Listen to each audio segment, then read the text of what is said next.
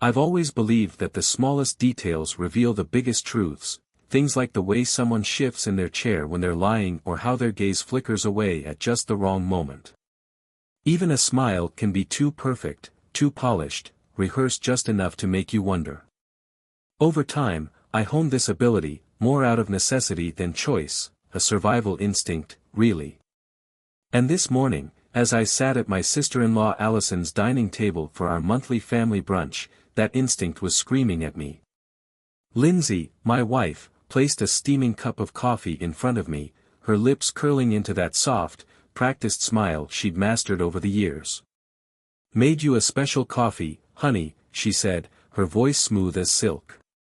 Now, I won't pretend to be some kind of coffee expert, but I know how it's supposed to smell. That deep, earthy aroma, rich and bitter, the kind that fills the air before you even take a sip. But this? This was off. The second the steam drifted up to my nose, something twisted in my gut. There was something beneath the usual scent, faint, but unmistakable. Metallic. I didn't react. Didn't let even a flicker of suspicion cross my face. Instead, I picked up the cup, swirled the dark liquid gently, acting like I was appreciating the gesture. "How sweet," I murmured, forcing a small smile in return. Lindsay's eyes flickered, just for a fraction of a second, so quick most people wouldn't notice. But I did. Because I knew what to look for. Across the table, Allison lazily stirred her own coffee, the tips of her long nails tapping against the porcelain. She always played the part of the casual observer, acting detached, uninvolved. But with these two, nothing was ever casual. I had learned that lesson the hard way. For over a year now, I'd been sick more times than I could count. Crippling stomach pains that left me curled up in bed, nausea so intense I could barely stand, emergency room visits where doctors scratched their heads, unable to explain why my body was betraying me. And every single time, it followed a meal made by Lindsay or one of these family brunches at Allison's house. Once. Maybe coincidence. Twice. Could happen. But this many times? No. I had my suspicions, dark, twisted theories that any rational person might dismiss as paranoia. But ignoring the signs didn't make them go away. And today, I had a plan. Casually, I reached for my phone, pretending to check a message. Then, with a carefully timed misstep, I accidentally bumped the table. Just hard enough to make the cups clatter, just enough to stir up a little chaos. "Ah, damn," I muttered, steadying myself. Lindsay's hand shot out, gripping the table's edge. A natural reaction, sure. But her eyes didn't go to me. They went straight to my coffee cup. Not to me. The cup. And that told me everything I needed to know. As I straightened, I made my move, smoothly switching my cup with Allison's. It was quick. Effortless. The kind of reflex you pick up after years of playing defense in a game you never signed up for. Allison barely glanced up, too busy typing on her phone to notice. But Lindsay? Oh, she noticed. She recovered quickly, forcing another smile, but I caught the hesitation. The way her throat worked as she swallowed. "Careful, honey," she said lightly. "Don't be too clumsy. Wouldn't want you spilling that special coffee I made just for you." I chuckled, lifting the cup, now Allison's, to my lips, pretending to take a sip. The scent still lingered in the air, that same wrongness twisting my stomach into knots. But now, it wasn't my problem anymore. I set the cup back down and waited. Watching. 30 minutes. That's all it would take. Allison didn't know it yet, but she was about to become my proof. Proof that my own wife was trying to poison me. And right on cue, 30 minutes later, I saw it, the first sign. Sitting across from me, Allison's fingers trembled slightly around the handle of her cup. At first, it was just a tiny hesitation, barely noticeable. But I saw it. And I knew. But I caught it. I saw everything. Lindsay sat beside me, her body unnaturally still despite the easy smile she kept fixed on her face. She was watching too, though she tried to pretend otherwise. Every few seconds, her gaze flickered between me and Allison, then back again, like she was waiting for something. Anticipating a reaction. The only problem? It wasn't coming from me. Allison exhaled slowly, shifting in her chair. She rubbed her fingers against her temple, as if trying to shake off an oncoming headache. Ugh, she muttered under her breath. I feel weird. Lindsay's head snapped toward her, that polished smile faltering, just for a second. Weird how? She asked, her voice a little too sharp, too urgent. Allison frowned, blinking a few times. Her normally sharp eyes looked hazy, unfocused, like she was struggling to keep up with the conversation. Just, off, she murmured, flexing her fingers. My hands feel tingly. And my stomach. Lindsay's fingers curled around the edge of the table, her knuckles turning white. Maybe it's just the heat, she said quickly, forcing out a chuckle. Or maybe you didn't eat enough this morning. I leaned back in my chair, draping an arm along the backrest, playing the part of the clueless husband. But inside? My pulse was hammering. I recognized this. I knew this feeling. I'd lived it too many times. The nausea that starts as a dull, creeping sensation in your gut before spreading like wildfire. The dizziness that makes the world tilt just enough to make you question your balance. The numbness in the fingers. The sudden weakness in your limbs. I'd been through all of it. And now? Now, Allison was feeling it too. I let my eyes drift down to the coffee cup in front of me, the one I was supposed to drink. The steam still curled lazily from its surface, carrying that same wrongness, that faint metallic scent that had sent my gut twisting. Lindsay reached for her own cup, her fingers brushing against the ceramic. But she didn't drink. She was watching. Waiting. And then, I saw the exact moment it hit her. Her breath caught. Her posture stiffened. And for the briefest fraction of a second, her eyes widened in sheer horror before she forced it away, smoothing her expression back into something neutral. Oh. Oh, she knew. This wasn't an accident. It wasn't paranoia. She had planned this. She had expected me to drink that coffee. And now, as she watched Allison's body betray her, she was realizing just how badly she had messed up. Because the coffee was poisoned. And she was the one who poisoned it. My own wife. I turned my focus to Allison, studying her carefully. Her breathing had quickened, and her fingers now clutched the table like it was the only thing keeping her steady. The sharp, confident woman I knew was gone, replaced by sluggish confusion. I kept my voice light, almost casual. What exactly did you put in that coffee, Lindsay? Lindsay flinched. What? She said, too fast, too defensive. I gestured toward her sister, who was now pressing a shaky hand against her stomach.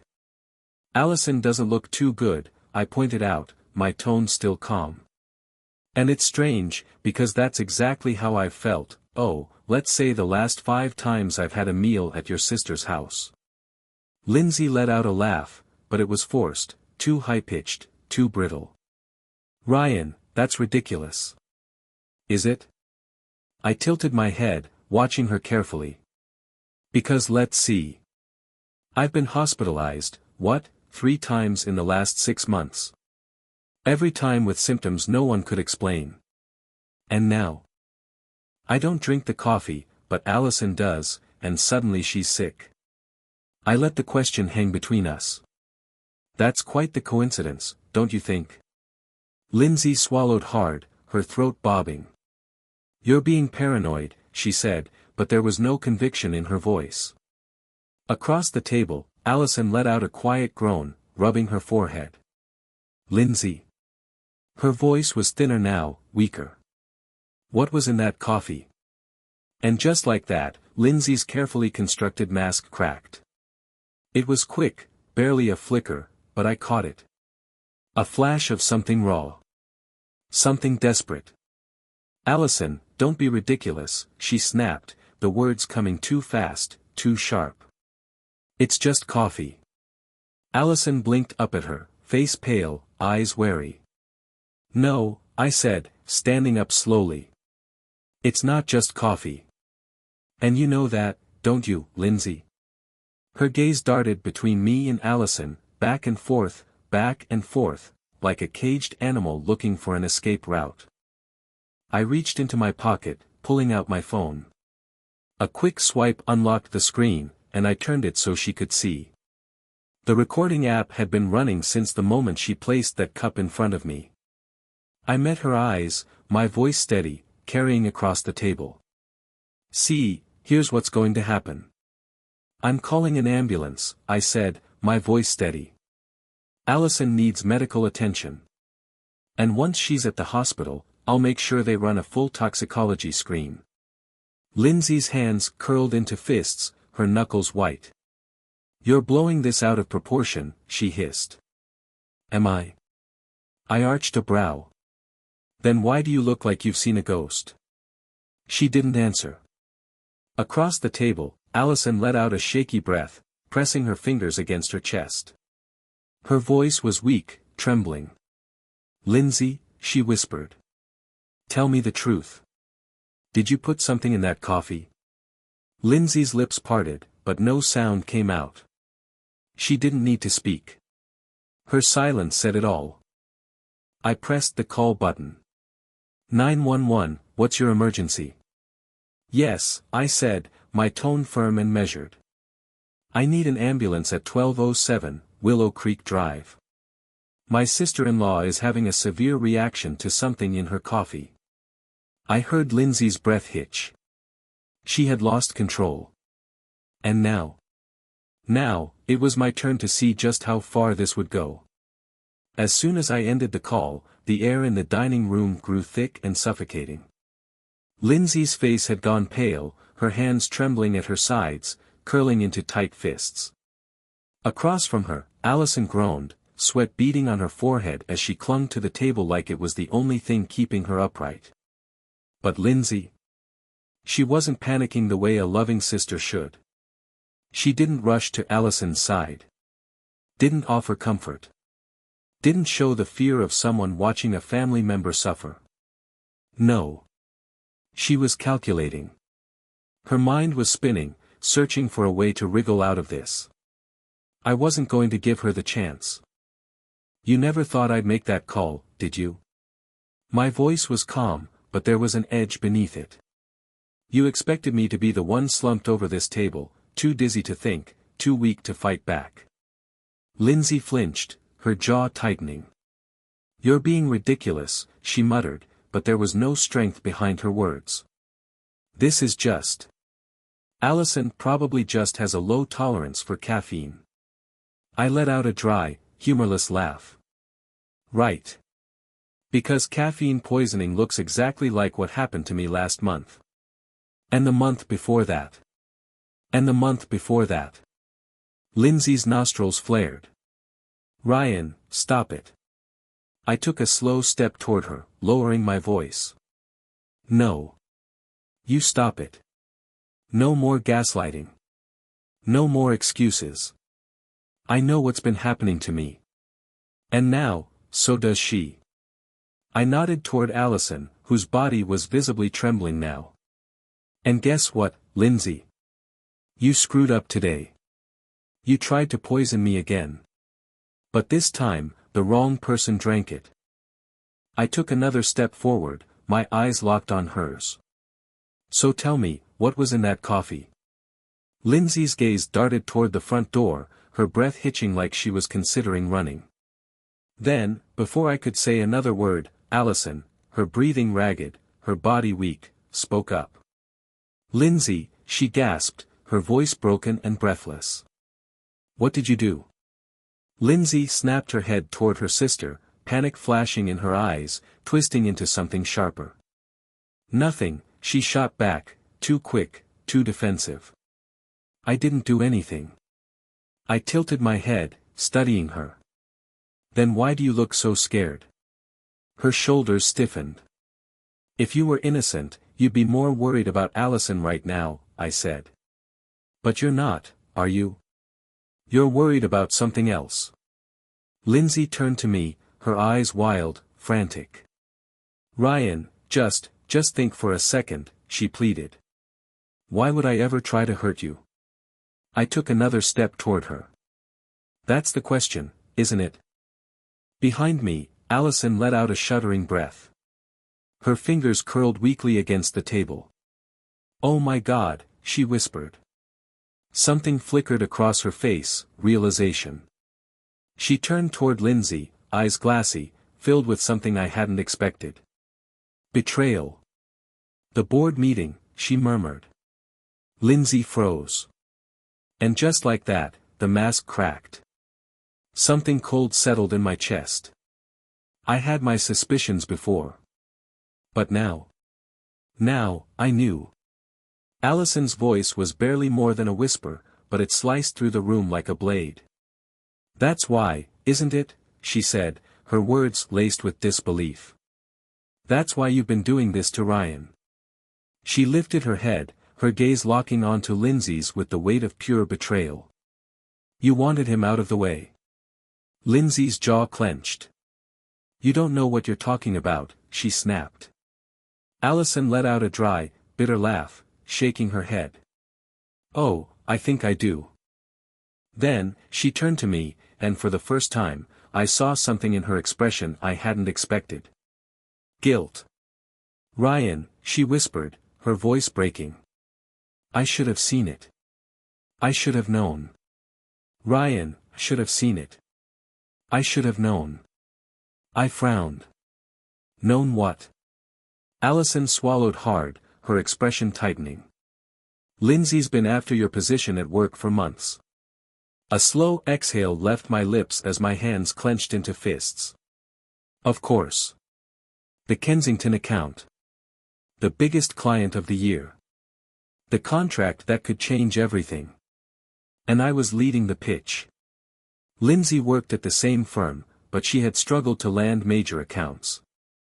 She was good at her job, but she didn't have the reputation I had built over the years. And Kensington? They had specifically requested me. She must have seen me as an obstacle. Someone standing in her way. Allison's voice was thick with regret. She kept saying how unfair it was. How you were stealing opportunities from her. That she was the one who deserved to be handling the firm's biggest clients. She let out a breathless, humorless laugh, shaking her head. I thought it was just talk. I didn't think she'd actually. Her voice trailed off, a shudder racking through her body. Lindsay's hands were trembling now. It wasn't supposed to be like this, she whispered. I stared at her, my stomach twisting. What wasn't supposed to be like this? She lifted her head, her eyes raw with something desperate, something unraveling. You weren't supposed to figure it out. A cold, empty silence stretched between us. You were just supposed to miss the meeting, she admitted, her voice barely more than a whisper. Just one meeting. Just once. So they'd think you were unreliable.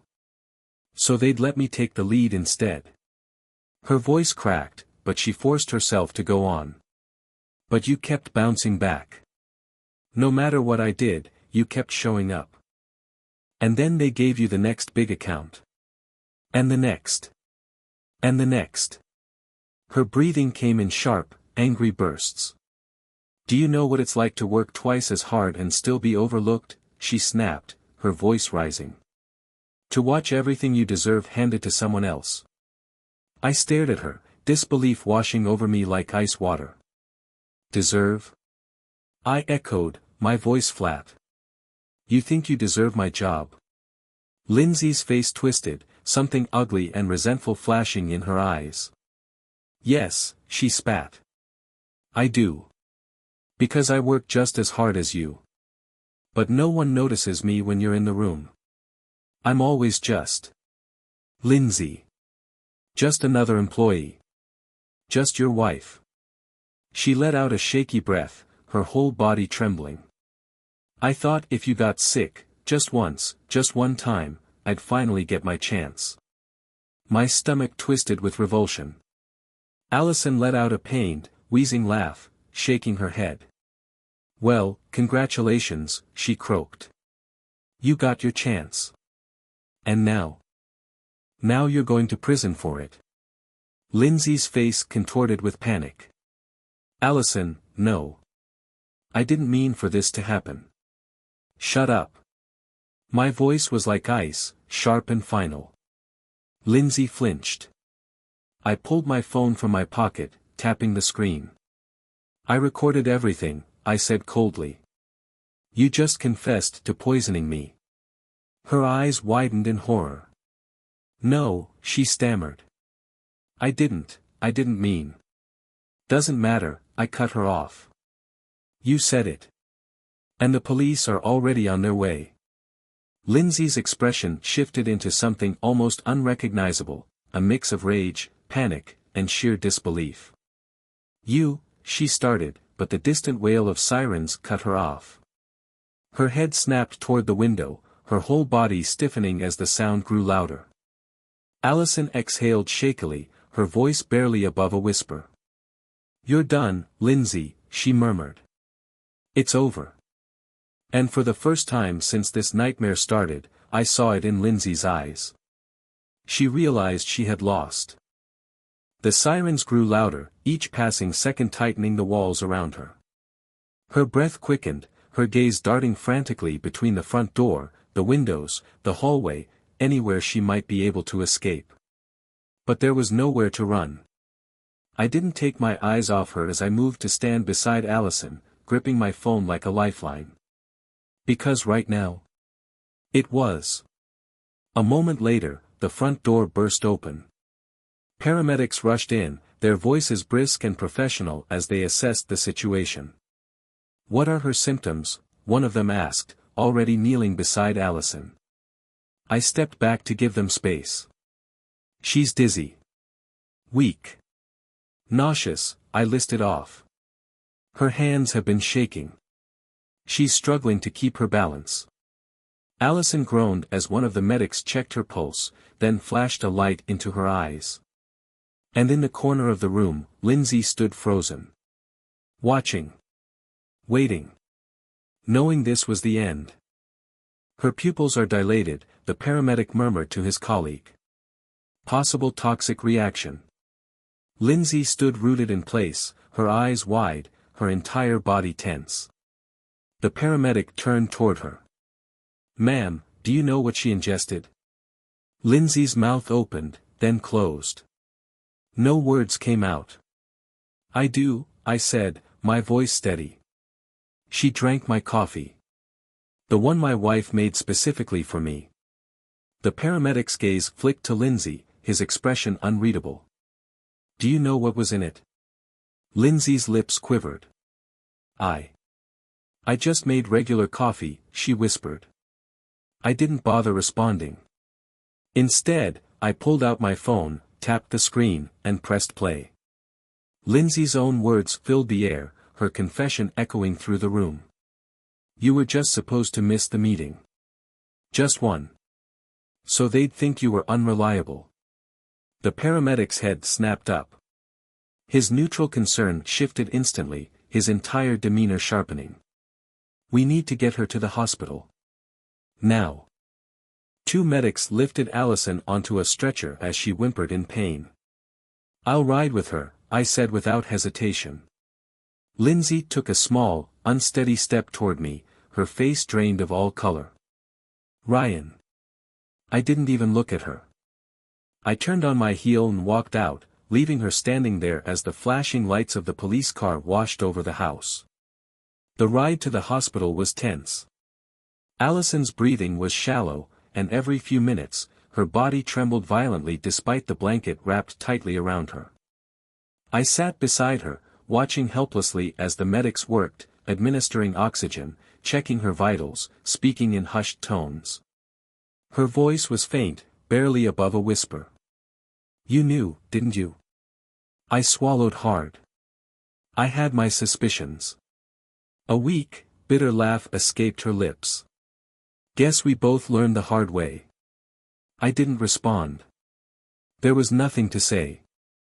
The moment we arrived at the hospital, nurses rushed Allison into a treatment room while a doctor fired off a series of questions. What did she eat? What did she drink? When did the symptoms start? I answered everything, leaving nothing out. Then, I handed over my phone. I recorded her admitting to it. I told the attending physician. Check Allison's toxicology report. I'd bet my life this isn't the first time my wife has done this. The doctor's expression darkened. We'll run every test necessary. 2 hours crawled by. I sat in the waiting room, hands clasped together, thoughts spiraling in a relentless loop. The months of unexplained sickness. The lies. The way Lindsay had dismissed every concern, brushed everything off like I was imagining it. But I wasn't imagining it. She had planned this. Every single step. It had started with one missed meeting. That was all she had wanted at first. But when that didn't work, when I kept showing up, kept pushing through, she escalated. Little by little, the symptoms worsened. She had been testing the limits, seeing how far she could push before anyone caught on. And now, she had gone too far. A door swung open, pulling me from my thoughts. Dr. Collins, a tall woman with sharp eyes and streaks of silver in her hair, walked toward me. She's stable, she said without preamble. We were able to flush most of the toxins from her system. She's weak, but she'll recover.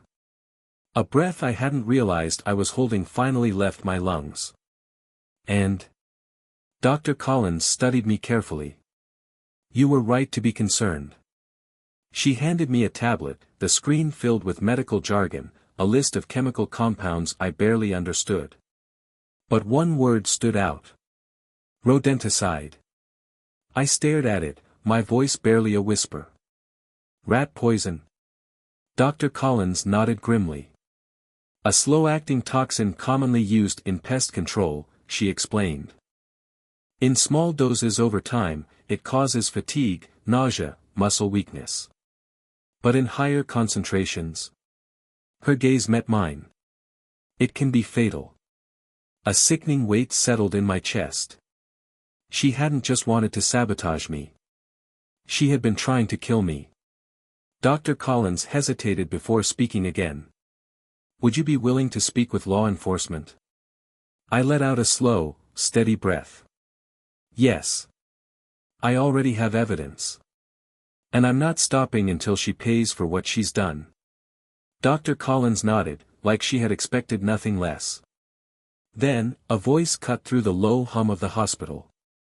Ryan. I turned. And there she was. Lindsay. She stood at the entrance of the waiting room, her hair slightly disheveled, her breathing uneven. 2 uniformed officers flanked her, their hands resting casually on their holsters, but their eyes sharp. Don't say a word, one of them instructed. Lindsay's gaze locked onto mine, her expression unreadable. Fear. Desperation. Regret. Her voice came out barely above a whisper. I didn't mean to. A cold chill ran through me. The officer closest to her took a step forward. Ryan Bennett, we'll need a formal statement from you. I stood, my eyes never leaving hers. Lindsay, my wife. The woman I had trusted. The woman who had claimed to love me.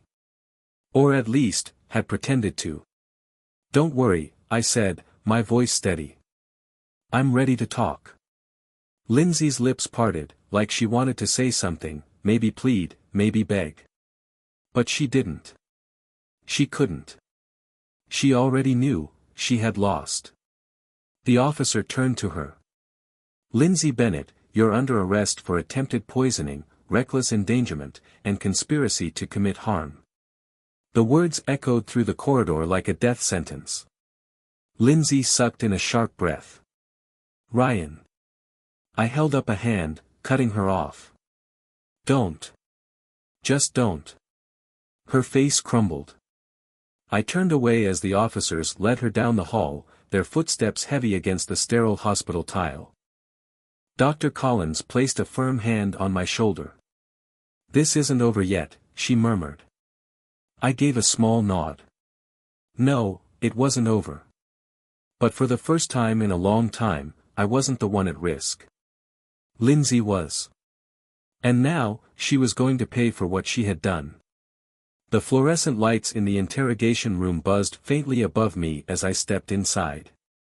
The walls were dull beige, the air thick with the kind of silence that could suffocate a person. Lindsay sat across the metal table, wrists cuffed, posture stiff. She looked different. Not just physically, though the last few hours had certainly taken their toll. Her hair, usually so perfectly styled, was a mess. Dark circles rimmed her exhausted eyes. But it was something else. Something deeper. For the first time in our marriage, she looked small. Lindsay had always been controlled. Polished. The kind of woman who never let a single strand of hair fall out of place. The kind who could walk into any room and command attention with just a glance. But now, she sat in a police interrogation room, waiting to hear just how much of her life was about to crumble. I pulled out the chair and sat across from her, folding my hands on the table. She didn't look at me. "Why, Lindsay?" I asked, my voice low but firm. Her shoulders tensed. "Don't act like you don't know," she muttered, still avoiding my eyes. "I want to hear it from you." She let out a sharp, unsteady breath. "I already told you," she murmured. "It wasn't supposed to be like this." I scoffed. "Oh, right. You only meant to make me sick, not kill me. That makes it so much better." She flinched at the sarcasm, but I didn't care. "I need to understand," I continued, my tone even. "I need to know how the woman I married, the woman I loved, could do something like this." Finally, she lifted her gaze. And for a brief moment, I saw it, a flicker of something buried beneath the cold calculation. Regret? Shame? Or just the horror of getting caught? Lindsay inhaled slowly. "Do you know what it's like, Ryan?" she asked softly. "What?" "To be invisible," she whispered. I frowned. "Lindsay, what the hell are you talking about?" A bitter laugh slipped past her lips. "You don't get it. You never had to get it. Everything has always been so easy for you." Her fingers curled into fists, her voice trembling with frustration. "You walk into a room, and people listen to you. They respect you. They want to work with you. Meanwhile, I've spent years busting my ass at that company, and no one ever saw me." I exhaled through my nose, forcing myself to stay calm. She clenched her jaw. "You never had to fight for recognition," she went on. "You never had to claw your way up from the bottom, just to be ignored when you finally got there." I shook my head. "That's not true, Lindsay. I worked just as hard as you." Her eyes flashed with something sharp, almost resentful. "Maybe you did," she admitted. "But it didn't matter. You had something I never did. Presence. Influence. You didn't have to demand attention, people just gave it to you." Her voice broke on the last word, and for the first time, I realized, this wasn't just about work. This wasn't just about the job. This was about us. And maybe, in her mind, it always had been. "So your grand solution was to poison me?" My voice was sharp, edged with something I couldn't quite name, anger, disbelief, maybe both. Lindsay clenched her jaw, her gaze flickering downward. "It wasn't supposed to go this far," she murmured. "You keep saying that." I leaned forward, my eyes locked onto hers. "But it did." She swallowed hard, her throat bobbing. "I just wanted a chance," she admitted, her voice barely above a whisper. "A real chance. But every time I thought I had an opening, you were there, taking every promotion, every major client, every account I worked twice as hard for. Her voice wavered, but she pressed on. So yeah, at first, I just wanted you to slow down. Just enough for people to finally see me. I shook my head in disbelief. You don't sabotage the people you love, Lindsay. She blinked rapidly, as if my words had physically struck her. But she didn't argue. Didn't deny it. You know what the worst part is? I asked, my voice rough with emotion. She didn't respond, but I saw her hands tremble slightly against the table. I trusted you, I said. Even when I started getting sick, even when all the signs were there, I never wanted to believe it could be you. Lindsay's face twisted, her jaw tightening. And yet, you did, she said quietly. I exhaled sharply. Because the truth was impossible to ignore. You made sure of that. A heavy silence stretched between us, thick with everything left unsaid. Then, quietly, she spoke again. And Allison? I tilted my head slightly. What about her? Lindsay let out a slow breath. Is she going to be okay?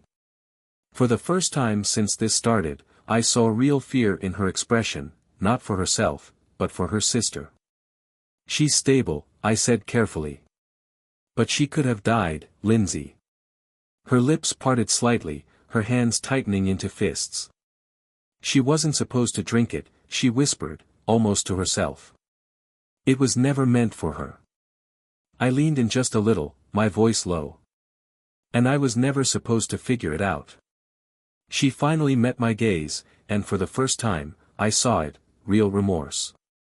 But it wasn't enough. Not even close. Do you regret it? I asked. Lindsay exhaled sharply, running a hand through her hair. Getting caught, she said. Yes. A cold laugh escaped me as I shook my head. Of course. Because if I had just kept drinking whatever you put in front of me, I'd still be sick. You'd still be winning. Right? She didn't answer. That's what I thought. Another long silence passed between us. Then, Lindsay took a deep breath and squared her shoulders. I should talk to my lawyer, she muttered. I stared at her for a moment, then nodded slowly. Yeah, you should. I pushed back my chair and stood up. Lindsay's eyes flickered with something, maybe she had expected me to say more, maybe she had hoped for some kind of absolution. But I wasn't offering it. Not after everything. I'm done, Lindsay, I said, my voice firm, unwavering. You made your choices. Now you have to live with them. She didn't argue. Didn't beg. She just watched as I turned and walked out the door. The second I stepped into the hallway, something shifted. The weight that had been pressing against my chest for months, maybe even longer, lifted. Lindsay had spent so much time trying to tear me down, trying to make me weak. But she hadn't won. I was still standing. And now, I was ready to watch her fall. The moment I walked out of that interrogation room, I knew there was no turning back. Lindsay's betrayal was no longer a suspicion, no longer a nightmare I tried to rationalize in the quiet hours of the night. It was real. And now, she was going to pay for it. Detective Lawson, the lead investigator, was waiting for me just outside. A tall, broad-shouldered man with tired eyes, the kind of cop who had seen too much of the worst parts of humanity. Well, he said, exhaling as he flipped through a small notepad. That was interesting. I crossed my arms. You heard everything? He nodded. Every damn word. Lindsay's confession, every twisted justification, every lie she had told herself, it was enough to confirm what I already knew. This wasn't just some moment of desperation. This wasn't a mistake. It was calculated. Intentional. Lawson shut his notepad and gave me a long, assessing look. We're moving forward with formal charges, he said. But we need more than just her words to make sure this sticks in court. I squared my shoulders. What do you need? He motioned for me to follow him down the hall. We've already gotten a warrant to search your home, Lawson explained as we walked. If she's been poisoning you for months, she had to keep whatever she was using somewhere. The toxicology report from your sister-in-law already confirmed the presence of foreign substances in her system, Lawson said, his tone clipped. Stuff that doesn't just end up in coffee. I clenched my jaw. So, if we find the source, then we have a rock-solid case, Lawson confirmed. As we stepped outside the hospital, the weight of the moment settled in. 2 uniformed officers stood beside their patrol car, waiting for us. My heart pounded against my ribs. Lindsay's life, the one she had carefully built, the one she had fought so hard to protect, was about to come crashing down. And for the first time, I didn't care. When we arrived at the house, it felt surreal stepping into what had once been my home. The officers moved through the rooms with practiced efficiency, opening cabinets, searching drawers, even checking behind the fridge. I stood in the doorway of our bedroom, watching as one of them rifled through Lindsay's nightstand. You lived with her every day, Lawson said beside me. Did she ever seem nervous? Like she was hiding something? I let out a slow breath. She was careful. Very careful. She never left anything obvious out in the open. But I knew Lindsay. And I knew she wasn't invincible. We moved to the kitchen next. One officer dug through the spice cabinet while another checked the pantry. A third was pulling items from the lower cabinets near the sink. Then, we've got something. I turned, following them to a cabinet near the pantry. An officer carefully pulled out a small black box and set it on the counter. At first glance, it looked ordinary, just another storage container. But the second they opened it, the air in the room shifted. Inside were bottles. Small vials, meticulously labeled with names I didn't recognize. Some had original pharmaceutical labels. Others didn't. Lawson picked one up, his expression darkening. This, he said, handing it to the evidence tech, isn't something you buy at a grocery store. I stared at the collection, my stomach twisting into knots. All this time, Lindsay had been stockpiling whatever she had been using on me, tracking it, measuring it, like I was some kind of experiment. One of the officers handed me a folded piece of paper. You might want to see this. I unfolded it, my hands tightening around the edges. It was a list.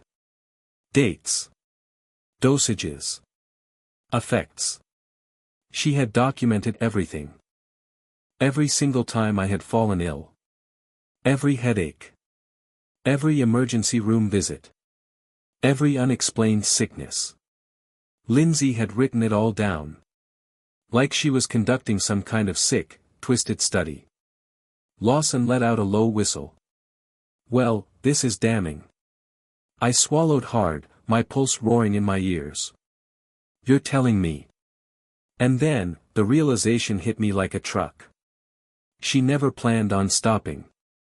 If I hadn't switched that cup with Allison's, if I hadn't started asking questions, would I have even survived the next dose? Would she have gone all the way? Ice crawled through my veins at the thought. Lawson motioned to the officers. Bag all of it. We're done here. Back at the station, I stood at a distance, watching as Lindsay was led from her holding cell into a different interrogation room. She didn't fight. Didn't resist. But when she caught sight of me through the window, she hesitated. For just a moment, something flickered in her eyes. Regret? Or just fear of what happens next? Detective Lawson gestured for me to follow him into the observation room. From here, I could see and hear everything, but Lindsay couldn't see me anymore. He sat across from her, setting the black box onto the table with a heavy thud. Lindsay's entire body tensed. Lawson leaned forward. You recognize this, don't you? She didn't answer. You kept records, he continued, tapping the sheet of paper I had read earlier. You documented every time you poisoned your husband. The amounts. The effects. Even how much stronger you needed to make it each time. Lindsay's jaw tightened, but she stayed silent. Lawson tilted his head. Tell me, Lindsay, he said, his voice edged with steel. Was there ever going to be a point where you stopped? Or was Ryan just a problem you were planning to permanently remove? She inhaled sharply. But she didn't deny it. Lawson sat back, shaking his head. Here's the deal. You're facing multiple charges, and trust me, none of them are going away, Lawson said, his voice firm, unwavering. The evidence speaks for itself. He gestured to the vials on the table. These chemicals don't just end up in someone's coffee by accident. Lindsay's hands trembled slightly in her cuffs. I didn't. I wasn't trying to. Save it, Lawson cut in, his tone sharp. The only thing left for you to decide is whether you want to fight this in court or cooperate. Lindsay's face twisted, her breathing uneven. But Lawson didn't push. He didn't need to. Because we both knew the truth now. There was no coming back from this. Lindsay had destroyed her own life with her own hands. And as much as part of me wanted to feel sorry for her, I just couldn't. This was justice. The courtroom was eerily silent as the judge entered, his expression unreadable. I sat in the front row, my hands clasped tightly together, watching as Lindsay was led inside. She looked different. Smaller. Weaker. As if the weight of her crimes had finally settled on her shoulders. She didn't look at me. Not once. The trial had been long. Grueling. And painfully public. The media had latched onto the story early on, successful businessman poisoned by his own wife in a slow, methodical attempt to destroy his career. It was too sensational for them to ignore. Lindsay's defense team had tried everything. They painted her as a woman driven to desperation, overshadowed by her husband's success, pressured by an unforgiving industry. They argued she hadn't meant to cause permanent harm, just to level the playing field. But the evidence was undeniable. The prosecution laid it all out, piece by piece. The toxicology reports, the substances found in Allison's system were traced directly to the vials recovered from our home. The slow-acting poison had been used in varying doses, just enough to cause sickness without immediate suspicion. The recordings, my secret recordings from that brunch, Lindsay's own voice confessing to sabotaging me. The sound of her frustration, her entitlement, it sealed her fate. The documented pattern, her handwritten notes, discovered in our kitchen cabinet. A meticulous log of my symptoms, my reactions. The prosecution called it a systematic experiment in cruelty. The witness testimonies, Allison took the stand, her voice shaking as she recounted how Lindsay had brushed off her concerns over the years. My colleagues testified about my declining health, the unexplained illnesses, and how Lindsay had subtly planted doubts about my reliability. When the lead prosecutor delivered his closing statement, I knew it was over. This was not an accident, he said, pacing the courtroom floor. This was premeditation. Lindsay Bennett did not act out of desperation. She acted out of calculation. She saw an obstacle in her husband. And instead of working harder, she tried to eliminate him. Lindsay sat stone-faced as the jury was dismissed to deliberate. It didn't take them long. 2 hours later, they returned. The judge asked the foreperson to read the verdict. My heart pounded. We, the jury, find the defendant guilty on all counts. Lindsay inhaled sharply, the mask she had worn throughout the trial finally cracking. I let out a slow breath, closing my eyes for just a moment. It's over. The judge wasted no time. Given the overwhelming evidence, he declared, the defendant is sentenced to 25 years in prison without the possibility of parole. The words echoed through the courtroom like a final, undeniable truth. I didn't celebrate. I didn't cheer. Because in the end, no one won. Lindsay had lost her freedom, her career, everything she had once valued. And me? I had lost the woman I once loved. After the sentencing, I stepped outside the courthouse, the crisp air biting against my skin. Reporters swarmed, their cameras flashing, voices calling out in a chaotic blur. How do you feel now that justice has been served? What would you say to Lindsay if you had the chance? I ignored them. Because the truth was, I didn't feel anything. Not relief. Not anger. Not even satisfaction. Just exhaustion. A soft voice pulled me from my thoughts. Ryan. I turned. Allison stood a few feet away, her face pale but steady. She was still recovering, but she looked stronger than she had the day I rushed her to the hospital. You okay? I asked. She let out a small, bitter laugh. Am I okay? She shook her head. My sister just got sentenced to prison for trying to poison my brother-in-law. So no. Not really. I sighed, rubbing a hand over my face. Yeah. Same here. For a long moment, neither of us spoke. The cold air settled between us, crisp and quiet. Then, Allison shook her head, her voice barely above a murmur. I don't understand her, she admitted. She had everything. A good career. A husband who loved her. A life she built from nothing. Her throat tightened. And she threw it all away. I didn't respond right away, because honestly, I didn't understand it either. Finally, I spoke. I think Lindsay convinced herself that nothing she had was ever enough. Allison exhaled, rubbing her arms against the chill in the air. You think she regrets it? I thought back to the courtroom, the way Lindsay had stared blankly at the table as the judge read her sentence, as if the weight of it hadn't fully hit her until it was too late. I don't know, I admitted. But it doesn't really matter anymore. Allison nodded because, in the end, Lindsay's regrets wouldn't change anything.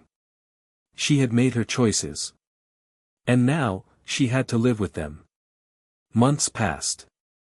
Life moved forward, piece by piece.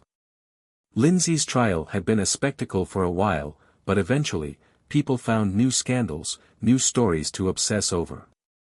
The headlines faded. The whispers at work died down. And me? I healed. It wasn't instant. It wasn't easy. But day by day, I rebuilt.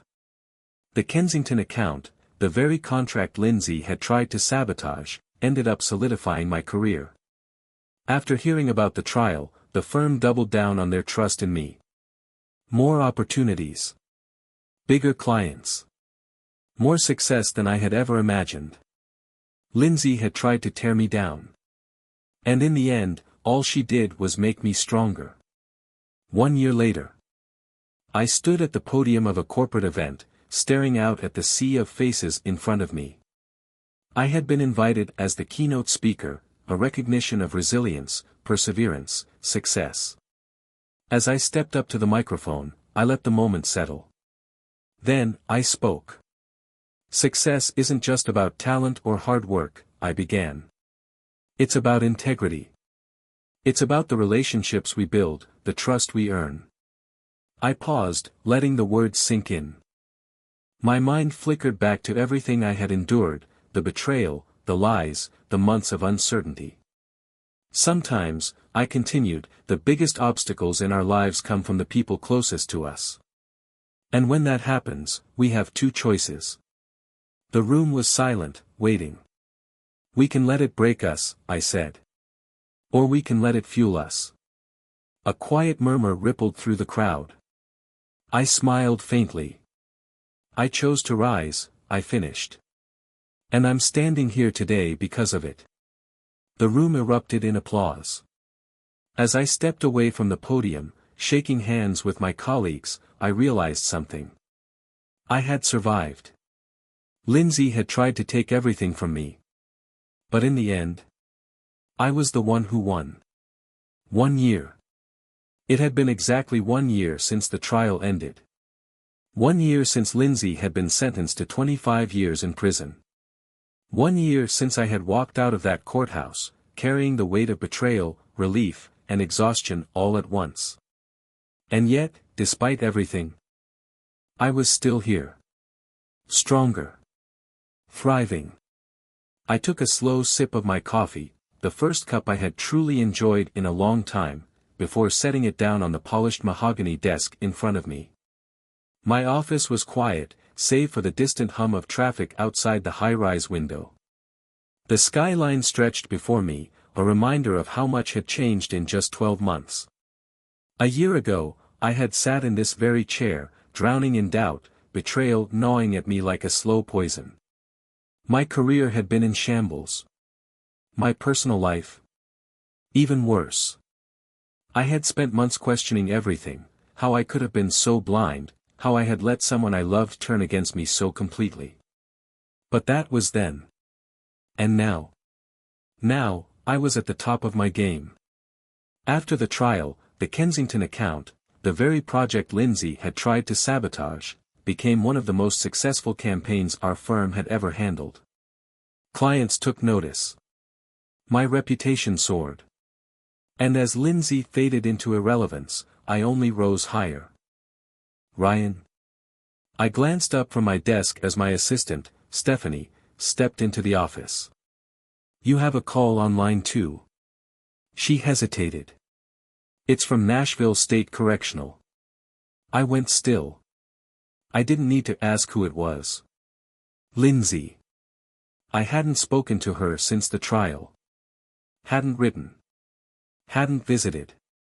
Hadn't acknowledged her existence. And yet, here she was. Reaching out from the prison cell she had built for herself. Stephanie hesitated. Want me to tell them you're unavailable? I stared at the blinking light on my phone, debating. Then, I nodded. Yeah, do that. She gave me a knowing look before disappearing down the hall. I leaned back in my chair, exhaling slowly. Lindsay had already stolen enough from me, my time, my trust, my peace of mind. I wasn't about to give her another second. That evening, I met Allison for dinner. It had become a sort of tradition, checking in, making sure we were both healing in our own ways. She had struggled after the trial, too. Losing her sister had left a void in her life. And even after everything Lindsay had done, she still felt it. Guess who called me today? I said as I poured her a glass of wine. She didn't even hesitate. Lindsay. I raised an eyebrow. How'd you know? Allison let out a tired laugh. She called me last week. I frowned. And? She shrugged. Begged for forgiveness. Said she regretted everything. Asked if I could help her get an appeal. I scoffed. An appeal? After everything? Allison swirled the wine in her glass, watching the deep red liquid shift. Yep. She swears she wasn't in her right mind. That she never meant to hurt you. I studied her carefully. Do you believe her? She hesitated. Then sighed. I think she regrets it, she admitted. But not because she's sorry. I think she regrets getting caught. I nodded. Yeah. That's exactly what I thought too. Allison tilted her head. Are you going to visit her? I let out a short laugh. Not a chance. She didn't argue. Instead, she raised her glass. To moving forward. I lifted mine in return. To moving forward. Months passed. The media stopped talking about Lindsay. People stopped whispering about the trial. And I stopped thinking about her. For the first time in years, I could wake up without feeling like I had to look over my shoulder. I could go to work, meet with clients, live my life, without fear. One afternoon, as I prepared for yet another high-profile pitch, my phone buzzed with an email notification. I almost ignored it, until I saw the subject line. Kensington account, contract renewal. I opened it immediately, scanning the message. They were extending their contract for another 3 years. I sat back in my chair, a slow smile spreading across my face. Lindsay had tried to take everything from me. And yet, despite all her efforts, I was still winning. That weekend, I took a trip out to the lake. I hadn't been back since before everything happened, but standing there, watching the water ripple under the afternoon sun, I felt something settle inside me. Peace. I pulled out my phone and scrolled through my saved messages. Then, with a deep breath, I deleted every single one of Lindsay's texts. The ones where she had played the doting wife. The ones where she had pretended to care. The ones where she had sent passive-aggressive remarks about my career, my success, my future. One by one, I erased them. And with each deleted message, I felt lighter. Freer. Lindsay's name no longer held weight over me. Her choices, her betrayal, her downfall, those were hers to carry now, not mine. And as I walked back to my car, taking one last look at the lake, I smiled. Not because I had won. Not because she had lost. But because, after everything, I had finally found what she never could. Peace.